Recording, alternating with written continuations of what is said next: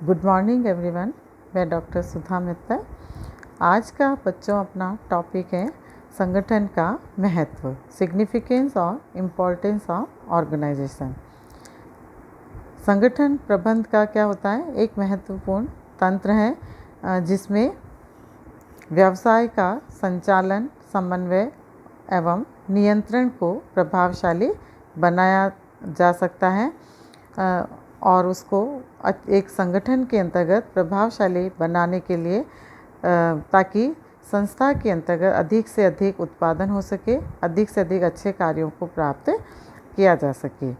तो जैसे कि अमेरिका के एंड्रयू कार्नेगी ने भी अपनी एक विशाल संपत्ति को अमेरिका के इस्पात निगम को बेचा, तब कहा कि हमारा सारा धन महान कार्य एवं खाने आदि सब कुछ ले जाओ, किंतु हमारा संगठन हमारे पास छोड़ दो। तो ये बहुत बड़ी बात कार्नेगी ने कही कि अगर संगठन अच्छा होगा तो हम वापस अपने व्यवसाय को खड़ा कर सकते हैं। तो संगठन के महत्व को हम संक्षिप्त में कुछ बिंदुओं के द्वारा स्पष्ट कर सकते हैं। जैसे योजनाओं का व्यवस्थित क्रियान्वयन के लिए, सिस्टमैटिक एग्जीक्यूशन ऑफ प्लान्स। किसी भी बड़े व्यावसायिक उपक्रम में हजारों की संख्या में व्यक्ति काम करते हैं, तो सभी व्यक्ति किसी एक योजना पर तालमेल के साथ कार्य करें। इसके लिए योजना में किए जाने वाले सभी बड़े कार्य इन व्यक्तियों में उचित ढंग से आवंटित किए जाने की आवश्यकता होती है, ताकि संगठन के व्यक्ति अधिक से अधिक अपनी क्षमता का उपयोग कर सके। प्रबंध की कार्य क्षमता में वृद्धि। संगठन का महत्व किस लिए है या इसकी आवश्यकता क्यों है? क्योंकि प्रबंध में कार्य क्षमता में एक वृद्धि की जा सकती है यदि संगठन की स्पष्ट व्याख्या की गई हो। तो स्पष्ट व्याख्या की गई हो तो निश्चित एवं प्रबंधकों की सहायतार्थ उपयुक्त क्रियात्मक समूह उपलब्ध किया जा सकता है। जैसे प्रबंध सुचारू रूप से चलता है और उपक्रम समस्त कर्मचारियों, उनकी योग्यताओं एवं गुणों का पूरा लाभ उठा सकता है। इसी प्रकार से नेक्स्ट, मानवीय प्रयत्नों का अनुकूलतम उपयोग, optimum utilization of human efforts. संगठन में क्रियाओं का वर्गीकरण कर दिए जाने से प्रत्येक व्यक्ति को उसके ज्ञान, कौशल एवं अनुभव पर सही पद पर नियुक्त कर दिया जाता है और जो विशेष योग्यता रखने वाले व्यक्ति हैं, उन योग्यता रखने वाले व्यक्तियों को अपनी जो उनकी क्षमता है, शक्ति एवं समय को छोटे कार्यों में अपव्यय नहीं करना पड़ता है। तो सही कार्य के लिए सही व्यक्ति एवं सही व्यक्ति के लिए सही कार्य के सिद्धांत का अनुसरण कर विशिष्टीकरण का लाभ उठाया जा सकता है। नेक्स्ट है फिर विभिन्न गतिविधियों पर आनुपातिक एवं संतुलित जोर, emphasis on proportionate and balanced emphasis on different activities. संगठन गतिविधियों का अनुभागों एवं कार्यों में विभाजन करके अधिक महत्वपूर्ण गतिविधियों पर ध्यान देता है और उनके महत्व के अनुपात में ही उन पर धन एवं प्रयासों का व्यय किया जा सकता है।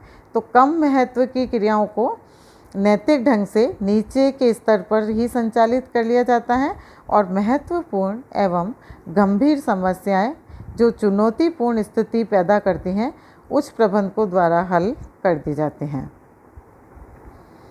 फिर नेक्स्ट है कर्मचारियों में सहयोग की भावना, spirit de corps of employees.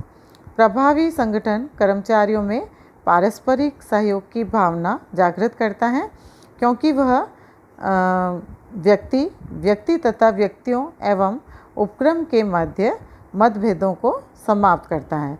इसके अतिरिक्त संगठन प्रत्येक व्यक्ति, उनके कार्यों एवं सहयोग को मान्यता भी प्रदान करता है, जिसमें व्यक्तियों में स्वामी भक्ति की भावना जागृत होती है और परिणाम स्वरूप समस्त व्यक्ति क्या करेंगे? सामूहिक प्रयत्नों द्वारा संस्था के लक्ष्यों को प्राप्त करने में करने के लिए परस्पर सहयोग की भावना क्रिएट करेंगे, उनमें सहयोग से अपने कार्यों को संपन्न कर पाएंगे। फिर इसकी का महत्व और क्या है? प्रबंधकों एवं विकास के क्षेत्र की उपलब्धि, achievement of managers and development sector. कुछ पद ऐसे भी होते हैं जिनके लिए विशेषज्ञों के बजाय संभाव्य ज्ञान तथा पदों पर बारी बारी से नियोजित करके इन्हें विविध प्रकार का अनुभव दिया जाता है और उन्हें प्रशिक्षित और विकसित किया जाता है। विशिष्टीकरण को प्रोत्साहन, संगठन संरचना का निर्माण श्रम विभाजन के आधार पर किए जाने से प्रत्येक व्यक्ति को एक विशेष प्रकार का कार्य लंबे समय तक करने का अवसर मिलता है। परिणाम स्वरूप विशिष्टीकरण को प्रोत्साहन मिलता है। फिर प्रत्यायोजन का सुगम होना, इजी टू डेलीगेशन। कुछ प्रबंधक कार्यों में अत्यधिक व्यस्त रहते हैं जिन्हें उनके अधीनस्थों द्वारा किया जाना आवश्यक है। तो ऐसे कार्यों में अति व्यस्तता के कारण उनके पास अपने प्रबंधकों के उत्तरदायित्वों को पूरा करने का समय नहीं मिलता है। ऐसी दशा में संगठन उन्हें मुक्त करता है और श्रम के उचित विभाजन, प्रभावी संगठन एवं कार्यों की स्पष्ट परिभाषा होने से वे कार्यों को अपने अधीनस्थों को सौंप देते हैं। समन्वय स्थापित करने में सुविधा, संगठन समन्वय स्थापित करने में सुविधा प्रदान करता है क्योंकि वह विभिन्न विभागों से स्पष्ट संबंधों को परिभाषित करता है। संरचनात्मक संबंधों द्वारा विभिन्न विभागों और अनुभाग पद एवं कार्य क्रियाएं और गतिविधियों का सूत्रबद्ध करते हैं। विभिन्न क्रियाओं के संतुलित महत्व पर भी वो जोर देता है। तो इस प्रकार से वो कोऑर्डिनेशन स्थापित करता है। संसाधनों का अधिकतम उपयोग, मैक्सिमम यूटिलाइजेशन ऑफ रिसोर्सेज। प्रत्येक उपक्रम में भौतिक और मानवीय संसाधन सीमित होते हैं तो उनका अधिकतम उपयोग की आवश्यकता होती है। यह संगठन के माध्यम से ही संभव होता है। मनोबल में वृद्धि, इंक्रीजेज इन मॉरल। एक कुशल संगठन में व्यक्ति को अपनी रुचि, योग्यताओं एवं क्षमता के अनुसार कार्य दिया जाता है और उसे अपनी स्थिति, दायित्व एवं अधिकारों का स्पष्ट ज्ञान होता है तथा समस्याओं के दौरान किन अधिकारियों से निर्देश प्राप्त करना है वो भी उसे मालूम होता है। सृजनशीलता को प्रोत्साहन, एनकरेजमेंट टू क्रिएटिविटी। एक सुदृढ़ एवं प्रभावी संगठन संरचना सृजनशीलता एवं नवीन विचारों को प्रोत्साहित करती हैं तथा अधिकारों का प्रत्यायोजन कर व्यक्तियों में पर्याप्त स्वतंत्रता प्रदान करती हैं, जिससे पहलपन एवं स्वतंत्र विचारों को प्रोत्साहन मिलता है। मानवीय संबंधों में सुधार एवं विकास, तकनीकी सुधार।